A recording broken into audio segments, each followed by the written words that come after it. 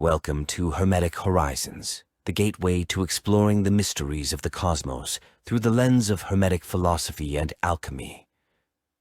Here, we journey together into the depths of ancient wisdom, seeking to uncover the timeless truths that lie hidden within the fabric of the universe. Today, we embark on a fascinating exploration with one of the most pivotal works in the realm of esoteric science and spiritual alchemy, the Coelum Philosophorum by the legendary Paracelsus. As we delve into this profound text, we invite you to open your mind and heart to the teachings of one of history's most enigmatic figures. Paracelsus, a name synonymous with the revolutionary integration of alchemy, medicine, and the Hermetic arts, offers us a window into the soul of the world and the secrets of nature itself.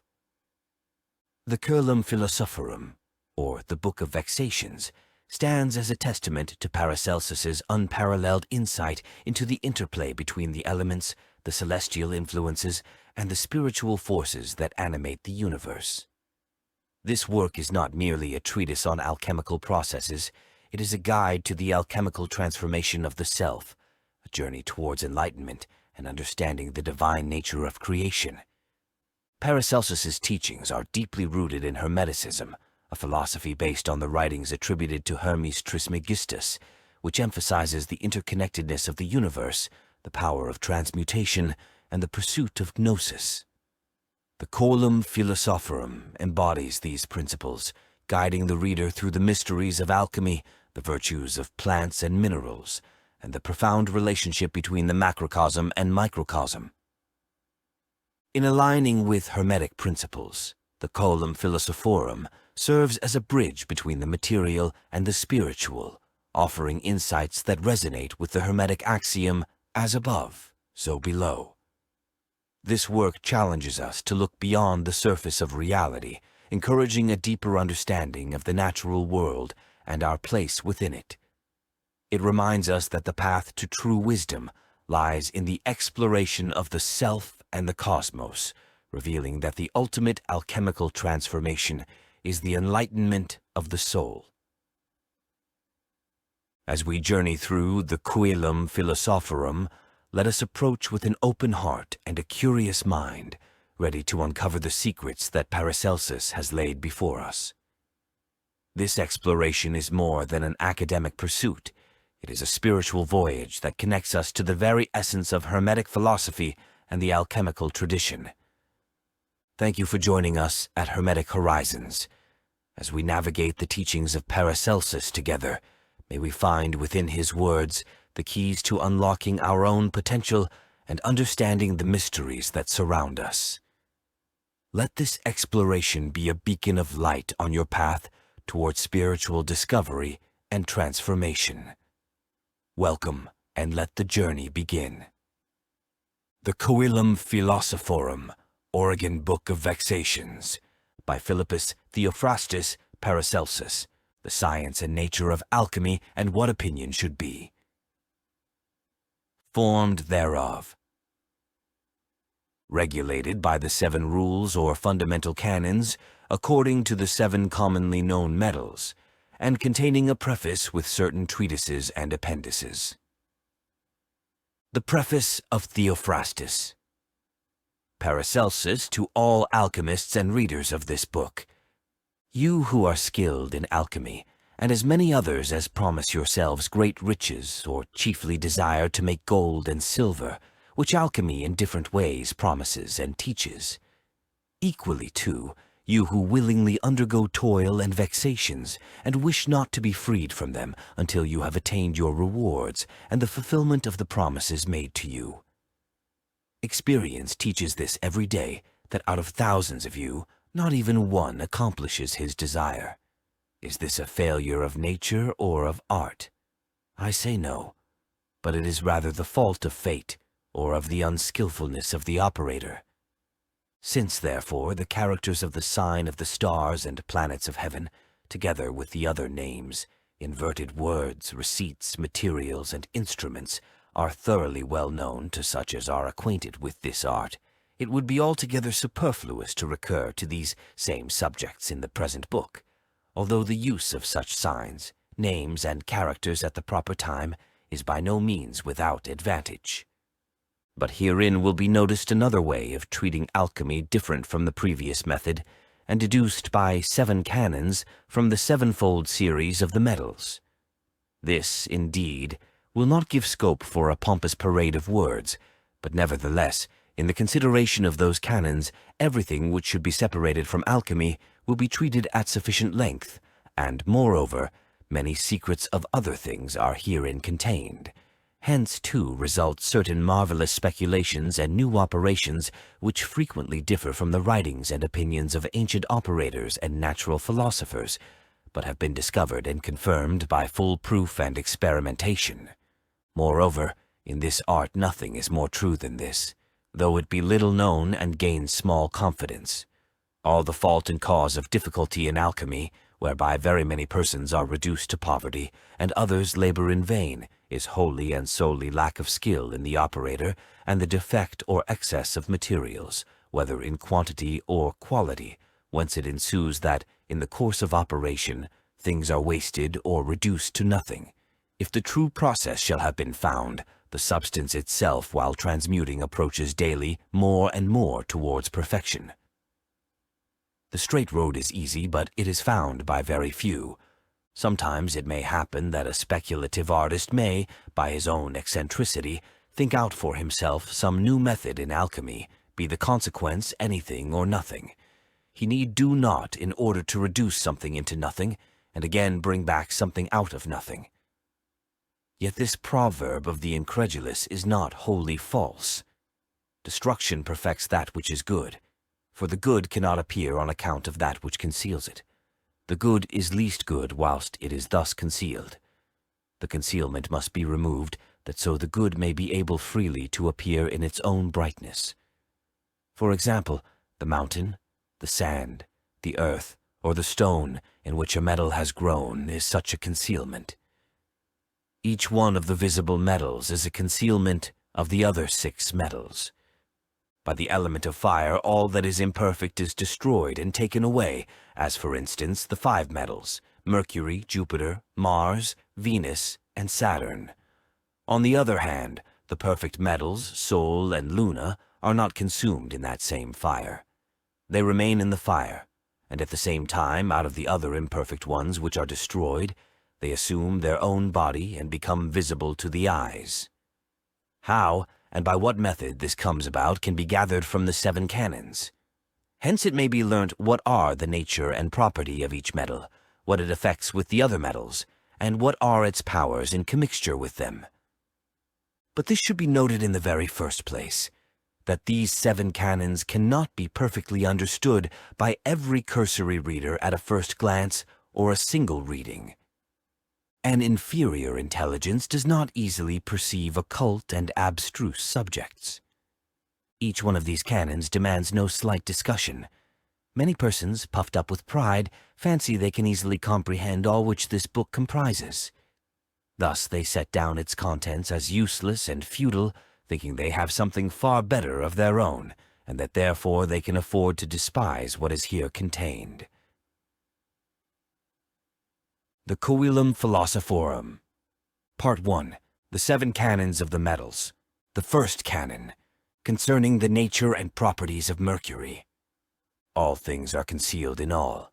One of them all is the concealer of the rest. Their corporeal vessel, external, visible, and movable. All liquefactions are manifested in that vessel. For the vessel is a living and corporeal spirit, and so all coagulations or congelations enclosed in it, when prevented from flowing and surrounded, are not therewith content. No name can be found for this liquefaction, by which it may be designated, still less can it be found for its origin. And since no heat is so strong as to be equalized therewith, it should be compared to the fire of Gehenna. A liquefaction of this kind has no sort of connection with others made by the heat of natural fire, or congelated or coagulated by natural cold. These congelations, through their weakness, are unable to obtain in Mercury, and therefore on that account he altogether contemns them. Hence, one may gather that elementary powers, in their process of destruction, can add nothing to nor take away anything from celestial powers, which are called quintessence or its elements, nor have they any capacity for operating. Celestial and infernal powers do not obey the four elements, whether they be dry, moist, hot, or cold. No one of them has the faculty of acting against a quintessence, but each one contains within itself its own powers and means of action. The second canon, concerning the nature and properties of Jupiter. In that which is manifest, that is to say, the body of Jupiter, the other 6 corporeal metals are spiritually concealed, but one more deeply and more tenaciously than another. Jupiter has nothing of a quintessence in his composition, but is of the nature of the 4 elementaries. On this account, this liquefaction is brought about by the application of a moderate fire, and, in like manner, he is coagulated by moderate cold. He has affinity with the liquefactions of all the other metals, for the more like he is to some other nature, the more easily he is united thereto by conjunction. For the operation of those nearly allied is easier and more natural than of those which are remote. The remote body does not press upon the other. At the same time, it is not feared, though it may be very powerful. Hence it happens that men do not aspire to the superior orders of creation, because they are far distant from them, and do not see their glory. In like manner, they do not much fear those of an inferior order, because they are remote, and none of the living knows their condition, or has experienced the misery of their punishment. For this cause an infernal spirit is accounted as nothing, for more remote objects are on that account held more cheaply and occupy a lower place, since according to the propriety of its position each object turns out better or is transmuted. This can be proved by various examples. The more remote, therefore, Jupiter is found to be from Mars and Venus, and the nearer Sol and Luna, the more goldness, or silveriness, if I may so say, it contains in its body, and the greater, stronger, more visible, more tangible, more amiable, more acceptable, more distinguished, and more true it is found than in some remote body. Again, the more remote a thing is, of the less account is it esteemed in all the respects aforesaid, since what is present is always preferred before what is absent.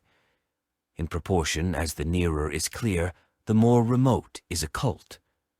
This, therefore, is a point which you, as an alchemist, must seriously debate with yourself, how you can relegate Jupiter to a remote and abstruse place, which Sol and Luna occupy, and how, in turn, you can summon Sol and Luna from remote positions to a near place, where Jupiter is corporeally posited, so that, in the same way, Sol and Luna also may really be present there corporeally before your eyes.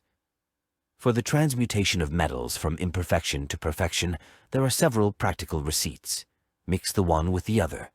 Then again separate the one pure from the other. This is nothing else but the process of permutation, set in order by perfect alchemical labor. Note that Jupiter has much gold and not a little silver. Let Saturn and Luna be imposed on him, and of the rest Luna will be augmented. The third canon, concerning Mars and his properties. The 6 occult metals have expelled the 7th from them, and have made it corporeal, leaving it little efficacy, and imposing on it great hardness and weight. This being the case, they have shaken off all their own strength of coagulation and hardness, which they manifest in this other body. On the contrary, they have retained in themselves their color and liquefaction, together with their nobility. It is very difficult and laborious for a prince or a king to be produced out of an unfit and common man, but Mars acquires dominion, with strong and pugnacious hand, and seizes on the position of king.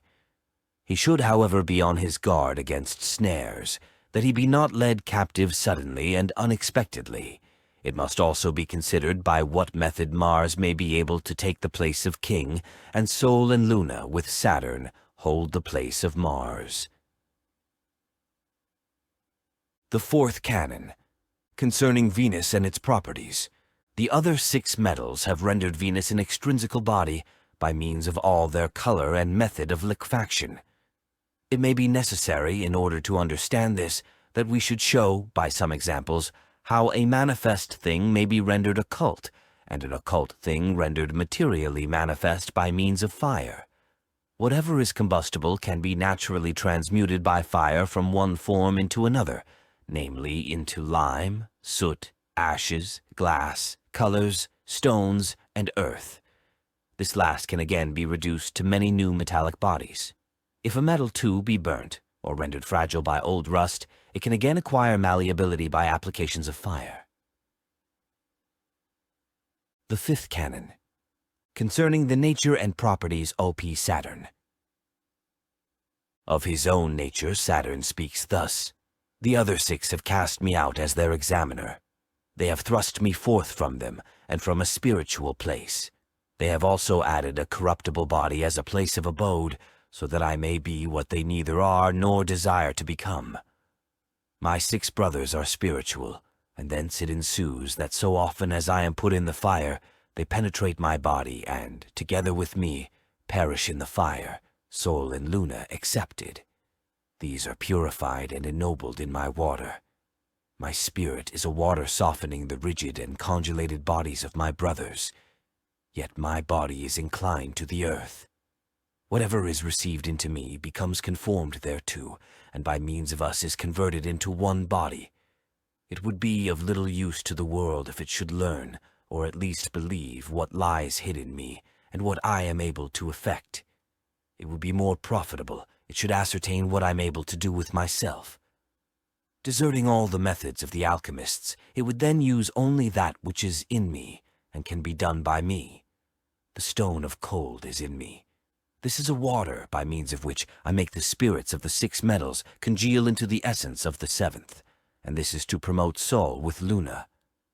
2 kinds of antimony are found, one the common black, by which Sol is purified when liquefied therein. This has the closest affinity with Saturn. The other kind is the white, which is also called magnesia and bismuth. It has great affinity with Jupiter, and when mixed with the other antimony, it augments Luna. The 6th canon, concerning Luna and the properties thereof. The endeavor to make Saturn or Mars out of Luna involves no lighter or easier work than to make Luna with great gain out of Mercury, Jupiter, Mars, Venus, or Saturn. It is not useful to transmute what is perfect into what is imperfect, but the latter into the former. Nevertheless, it is well to know what is the material of Luna, or whence it proceeds. Whoever is not able to consider or find this out will neither be able to make Luna. It will be asked, what is Luna?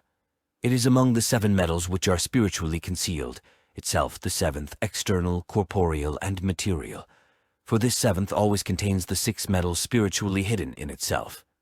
And the 6 spiritual metals do not exist without one external and material metal. So also no corporeal metal can have place or essence without those 6 spiritual ones. The 7 corporeal metals mix easily by means of liquefaction, but this mixture is not useful for making Sol or Luna. For in that mixture each metal remains in its own nature, or fixed in the fire, or flies from it.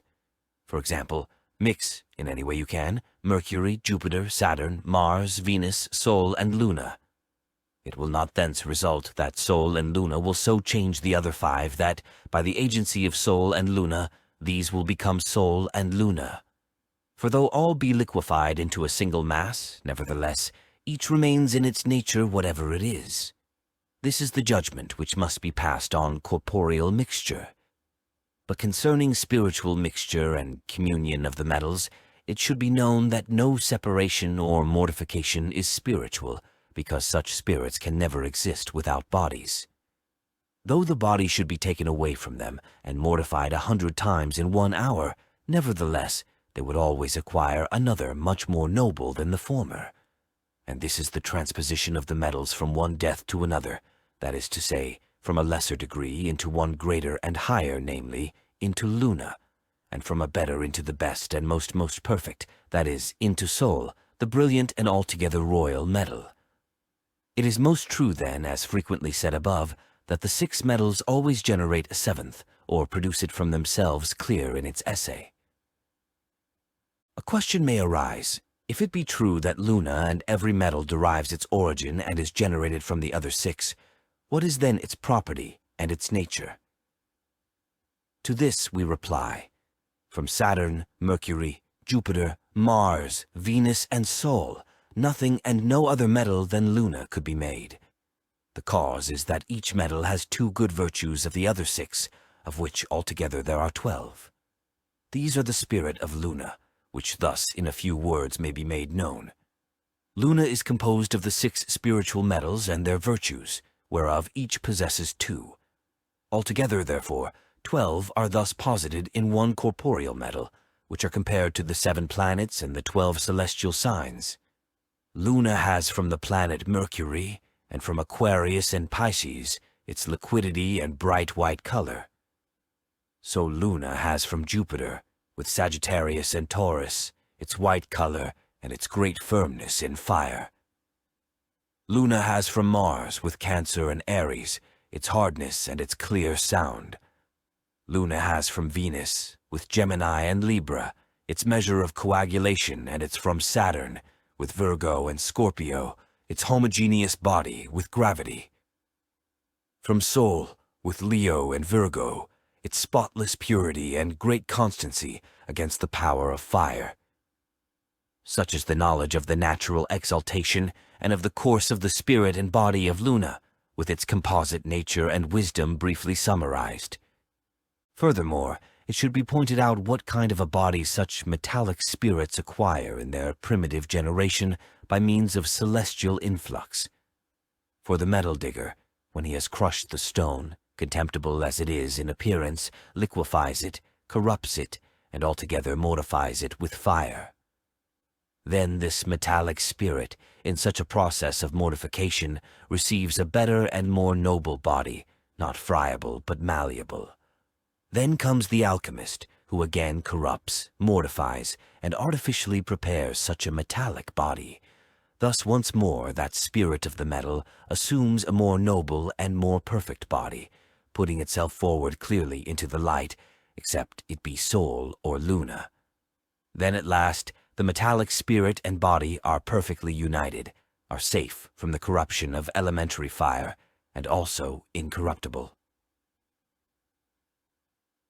The 7th canon, concerning the nature of soul and its properties. The 7th after the 6 spiritual metals is corporeally soul, which in itself is nothing but pure fire. What in outward appearance is more beautiful, more brilliant, more clear and perceptible, a heavier, colder, or more homogeneous body to see? And it is easy to perceive the cause of this, namely, that it contains in itself the congealations of the other 6 metals, out of which it is made externally into one most compact body. Its liquefaction proceeds from elementary fire, or is caused by the liquations of Mercury with Pisces and Aquarius concealed spiritually within it. The most manifest proof of this is that Mercury is easily mingled corporeally with the sun as in an embrace. But for soul, when the heat is withdrawn and the cold supervenes after liquefaction, to coagulate and to become hard and solid, there is need of the other 5 metals, whose nature it embraces in itself, Jupiter, Saturn, Mars, Venus, Luna. In these 5 metals the cold abodes with their regimens are especially found. Hence it happens that soul can with difficulty be liquefied without the heat of fire, on account of the cold whereof mention has been made. For Mercury cannot assist with his natural heat or liquefaction, or defend himself against the cold of the 5 metals, because the heat of Mercury is not sufficient to retain soul in a state of liquefaction. Wherefore soul has to obey the 5 metals rather than Mercury alone. Mercury itself has no office of itself, save always to flow. Hence it happens that in coagulations of the other metals it can effect nothing, since its nature is not to make anything hard or solid, but liquid. To render fluid is the nature of heat and life, but cold has the nature of hardness, consolidation, and immobility, which is compared to death. For example, the 6 cold metals, Jupiter, Venus, Saturn, Mars, Venus, Luna, if they are to be liquefied, must be brought to that condition by the heat of fire. Snow or ice, which are cold, will not produce this effect, but rather will harden. As soon as ever the metal liquefied by fire is removed therefrom, the cold, seizing upon it, renders it hard, congelated, and immovable of itself. But in order that mercury may remain fluid and alive continually, say, I pray you, whether this will be effected with heat on cold. Whoever answers that this is brought about by a cold and damp nature, and that it has its life from cold, the promulgator of this opinion, having no knowledge of nature, is led away by the vulgar. For the vulgar man judges only falsely, and always holds firmly on to his error. So then let him who loves truth withdraw therefrom. Mercury, in fact, lives not at all from cold, but from a warm and fiery nature. Whatever lives is fire, because heat is life, but cold the occasion of death. The fire of soul is of itself pure, not indeed alive, but hard, and so far shews the color of sulphur in that yellow and red are mixed therein in due proportion. The 5 cold metals are Jupiter, Mars, Saturn, Venus, and Luna, which assign to soul their virtues, according to cold, the body itself, according to fire, color, according to dryness, solidity, according to humidity, weight, and out of brightness, sound. But that gold is not burned in the element of terrestrial fire, nor is even corrupted, is affected by the firmness of soul. For one fire cannot burn another, or even consume it. But rather, if fire be added to fire, it is increased, and becomes more powerful in its operations. The celestial fire which flows to us on the earth from the sun is not such a fire as there is in heaven, neither is it like that which exists upon the earth. But that celestial fire with us is cold and congealed, and it is the body of the sun, wherefore the sun can in no way be overcome by our fire. This only happens, that it is liquefied, like snow or ice, by that same celestial sun. Fire, therefore, has not the power of burning fire, because the sun is fire, which, dissolved in heaven, is coagulated with us. Gold is in its essence threefold, celestial, elementary, metallic, and is dissolved, fluid, and corporeal. The end of the 7 canons, the Coelum Philosophorum. Part 2. Certain treatises and appendices arising out of the 7 canons. God and nature do nothing in vain. The eternal position of all things, independent of time, without beginning or end, operates everywhere. It works essentially where otherwise there is no hope. It accomplishes that which is deemed impossible. What appears beyond belief or hope emerges into truth after a wonderful fashion. Note on Mercurius Vivis. Whatever tinges with a white color has the nature of life, and the properties and power of light, which causally produces life. Whatever, on the other hand, tinges with blackness or produces black, has a nature in common with death, the properties of darkness and forces productive of death. The earth, with its frigidity, is a coagulation and fixation of this kind of hardness. For the house is always dead, but he who inhabits the house lives. If you can discover the force of this illustration, you have conquered. Tested liquefactive powder. Burn fat verbena. Recipe. Salt niter 4 ounces, a moiety of sulfur, tartar 1 ounce. Mix and liquefy. What is to be thought concerning the congelation of mercury? To mortify or congeal mercury, and afterwards seek to turn it into Luna, and to sublimate it with great labor, is labor in vain, since it involves a dissipation of soul and Luna existing therein. There is another method, far different and much more concise, whereby, with little waste of mercury and less expenditure of toil, it is transmuted into Luna without congelation. Anyone can at pleasure learn this art in alchemy, since it is so simple and easy, and by it, in a short time, he could make any quantity of silver and gold. It is tedious to read long descriptions, and everybody wishes to be advised in straightforward words. Do this, then.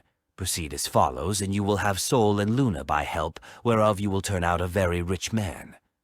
Wait a while, I beg, while this process is described to you in few words, and keep these words well digested, so that out of Saturn, Mercury, and Jupiter you may make Sol and Luna. There is not, nor ever will be, any art so easy to find out and practice, and so effective in itself. The method of making Sol and Luna by alchemy is so prompt that there is no more need of books or of elaborate instruction than there would be if one wished to write about last year's snow. Concerning the receipts of alchemy. What then shall we say about the receipts of alchemy and about the diversity of its vessels and instruments? These are furnaces, glasses, jars, waters, oils, limes, sulfurs, salts, saltpeters, alums, vitriols, chrysocoli, copper greens, atraments, auripigments, filvitri, ceruse, red earth, thusia, wax, lutum sapientiae, pounded glass, verdigris, soot, testi ovorum, crocus of Mars, soap, crystal chalk, arsenic, antimony, minium, elixir, lazurium, gold leaf, salt niter, sal ammoniac, calamine stone, magnesia, bolus arminus, and many other things. Moreover, concerning preparations, putrefactions, digestions, probations, solutions, cementings, filtrations, reverberations, calcinations, graduations, rectifications, amalgamations, purgations, etc., with these alchemical books are crammed. Then again, concerning herbs, roots, seeds, woods, stones, animals, worms, bone dust, snail shells, other shells, and pitch. These and the like, whereof there are some very far-fetched in alchemy, are mere encumbrances of work, since even if Sol and Luna could be made by them, they rather hinder and delay than further one's purpose. But it is not from these, to say the truth, that the art of making Sol and Luna is to be learnt. So then all these things should be passed by, because they have no effect with the 5 metals, so far as Sol and Luna are concerned. Someone may ask, what then is this short and easy way, which involves no difficulty, and yet whereby Sol and Luna can be made? Our answer is, this has been fully and openly explained in the 7 canons. It would be lost labor should one seek further to instruct one who does not understand these. It would be impossible to convince such a person that these matters could be so easily understood, but in an occult rather than in an open sense. The art is this. After you have made heaven, or the sphere of Saturn, with its life to run over the earth, place on it all the planets or such, one or more as you wish, so that the portion of Luna may be the smallest. Let all run, until heaven or Saturn has entirely disappeared.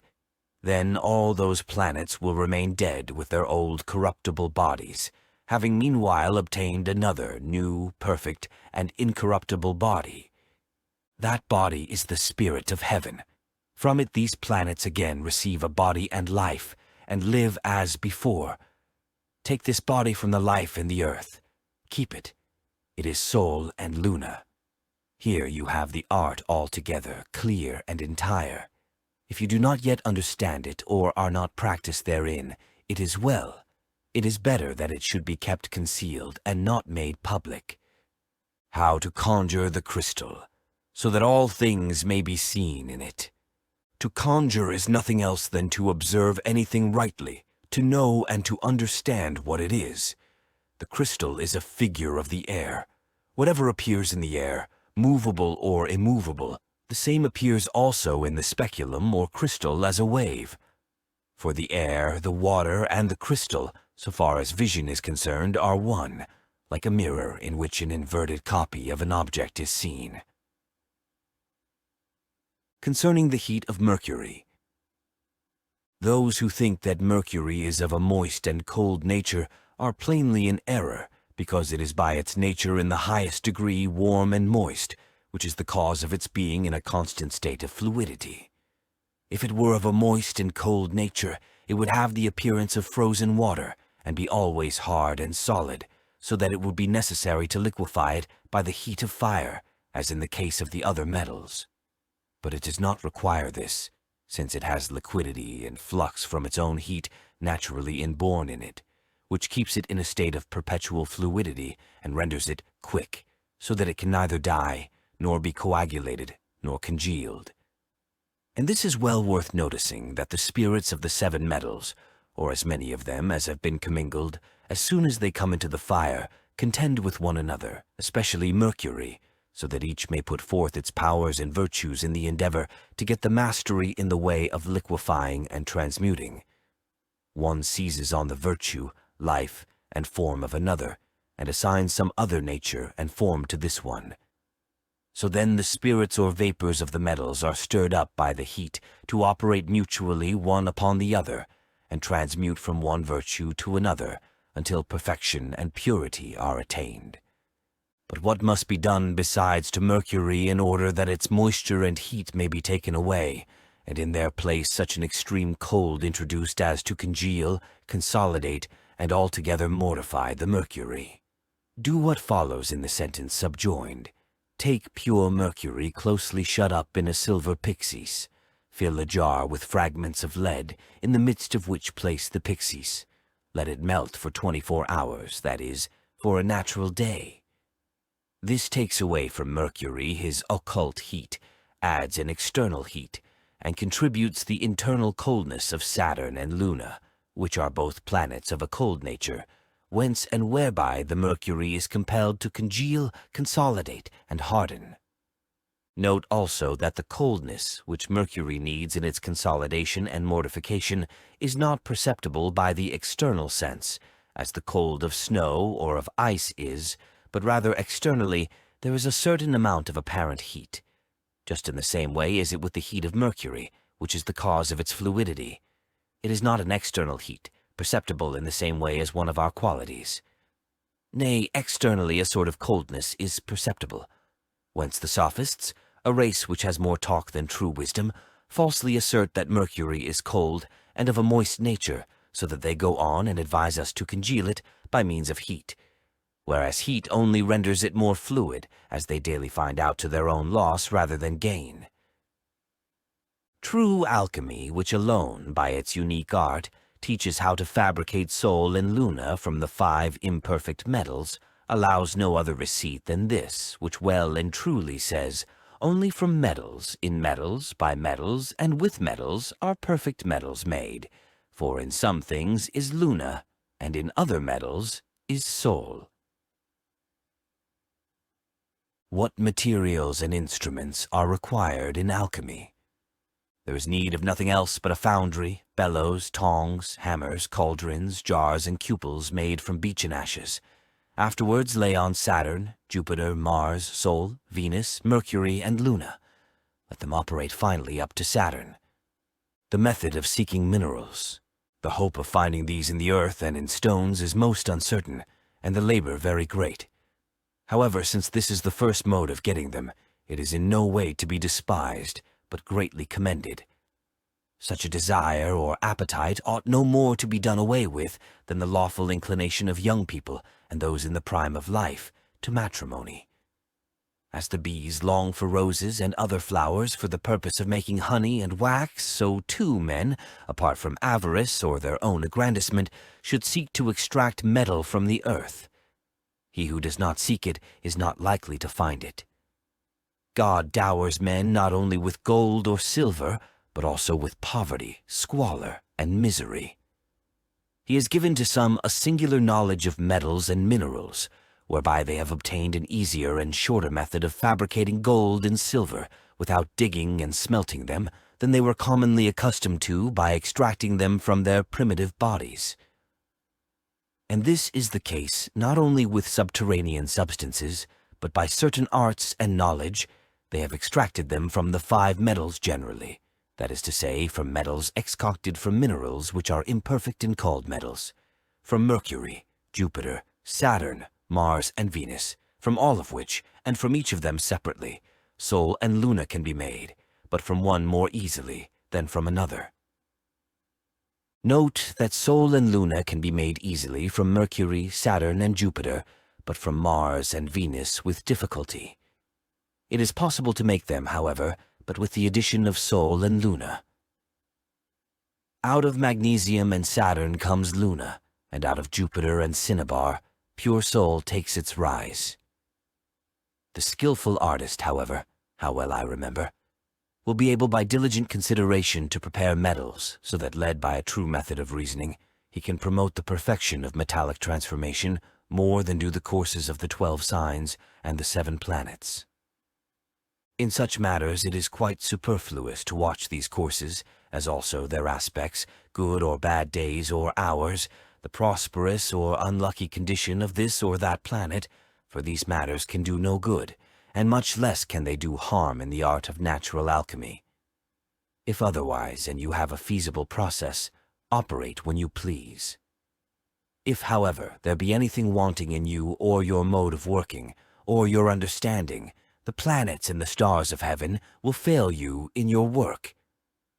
If metals remain buried long enough in the earth, not only are they consumed by rust, but by long continuance they are even transmuted into natural stones, and there are a great many of these, but this is known to few. For there is found in the earth old stone money of the heathens, printed with their different figures. These coins were originally metallic, but through the transmutation brought about by nature, they were turned into stone. What alchemy is. Alchemy is nothing else but the set purpose, intention, and subtle endeavor to transmute the kinds of the metals from one to another. According to this, each person, by his own mental grasp, can choose out for himself a better way and art, and therein find truth, for the man who follows a thing up more intently does find the truth. It is highly necessary to have a correct estimation of stars and of stones, because the star is the informing spirit of all stones. For the Sol and Luna of all the celestial stars are nothing but one stone in itself, and the terrestrial stone has come forth from the celestial stone, through the same fire, coals, ashes, the same expulsions and repurgations as that celestial stone. It has been separated and brought, clear and pure in its brightness. The whole ball of the earth is only something thrown off, concrete, mixed, corrupted, ground, and again coagulated and gradually liquefied into one mass, into a stony work, which has its seat and its rest in the midst of the firmamental sphere. Further, it is to be remarked that those precious stones which shall forthwith be set down have the nearest place to the heavenly or sidereal ones in point of perfection, purity, beauty, brightness, virtue, power of withstanding fire, and incorruptibility, and they have been fixed with other stones in the earth. They have, therefore, the greatest affinity with heavenly stones and with the stars, because their natures are derived from these. They are found by men in a rude environment, and the common herd, whose property it is to take false views of things, believe that they were produced in the same place where they are found, and that they were afterwards polished, carried around, and sold, and accounted to be great riches on account of their colors, beauty, and other virtues. A brief description of them follows. The emerald. This is a green, transparent stone. It does good to the eyes and the memory. It defends chastity, and if this be violated by him who carries it, the stone itself does not remain perfect. The adamant. A black crystal called adamant, or else evax, on account of the joy which it is effectual in impressing on those who carry it. It is of an obscure and transparent blackness, the color of iron. It is the hardest of all, but is dissolved in the blood of a goat. Its size at the largest does not exceed that of a hazelnut. The magnet is an iron stone, and so attracts iron to itself. The pearl. The pearl is not a stone, because it is produced in seashells. It is of a white color. Seeing that it grows in animated beings, in men or in fishes, it is not properly of a stony nature, but properly a depraved, otherwise a transmuted nature supervening upon a perfect work. The jacinth is a yellow, transparent stone. There is a flower of the same name which, according to the fable of the poets, is said to have been a man. The sapphire is a stone of a celestial color and a heavenly nature. The ruby shines with an intensely red nature. The carbuncle, a solar stone shining by its own nature like the sun. The coral is a white or red stone, not transparent. It grows in the sea, out of the nature of the water and the air, into the form of wood or a shrub. It hardens in the air and is not capable of being destroyed in fire.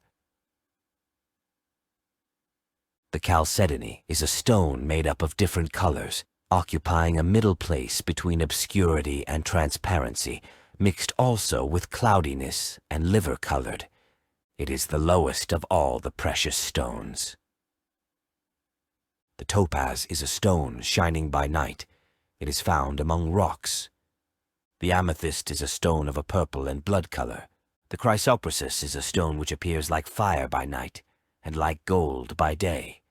The crystal is a white stone, transparent, and very like ice. It is sublimated, extracted, and produced from other stones. As a pledge and firm foundation of this matter, note the following conclusion. If anyone intelligently and reasonably takes care to exercise himself in learning about the metals, what they are, and whence they are produced, he may know that our metals are nothing else than the best part, and the spirit of common stones, that is, pitch, grease, fat, oil, and stone.